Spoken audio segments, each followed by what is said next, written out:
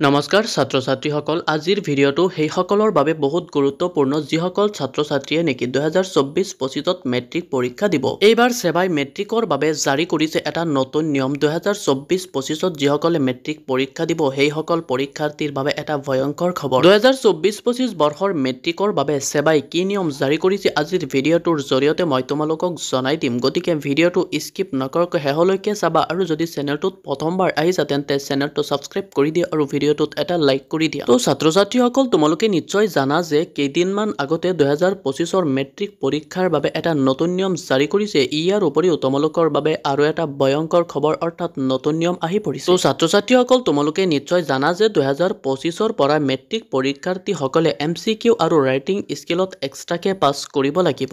MCQত 45ৰ ভিতৰত 13 পাব লাগিব আৰু ৰাইটিং স্কিলত 45ৰ ভিতৰত 13 পাব লাগিব। আৰু এটা কথা তোমালোকে জানা যে 2025 বৰ্ষৰ পৰা মেট্ৰিক পৰীক্ষাত যিবিলাক কুৱেশ্যন আহিব সেইবিলাক কিন্তু পাঠ্যক্ৰমৰ পৰা ডাইৰেক্টলি দিয়া নহব আৰু সেইবিলাক কিন্তু আন্ডাৰষ্টেণ্ডিং টাইপৰ ওপৰত আহিব। এইবিলাক কিন্তু ছাত্ৰ ছাত্ৰীসকলৰ বাবে বেছি ভাল নহয়। কিন্তু তাৰ ওপৰত আৰু এটা নিয়ম আহি পৰিছে, সেইটো হ'ল যে 2025ৰ পৰা যিসকলে মেট্ৰিক পাছ কৰিব তো মেট্ৰিক পাছ কৰিলে কোনো ধৰণৰ ডিভিজন নাথাকে। অনলি থাকিব ছাত্ৰ ছাত্ৰীসকলৰ পাছ আৰু fail, first division, second division, third division, star distinction, এইবিলাক কোনো ধৰণৰ ডিভিজন নাথাকিব। তো ছাত্ৰ ছাত্ৰীসকল কমেণ্টছত জনাই দিয়া এইবিলাক নিয়ম তোমালোকৰ বাবে কেনেকুৱা হৈছে। একচুৱেলি এনেকুৱা নিয়ম মোৰ বাবে বহুত বেয়া হৈছে।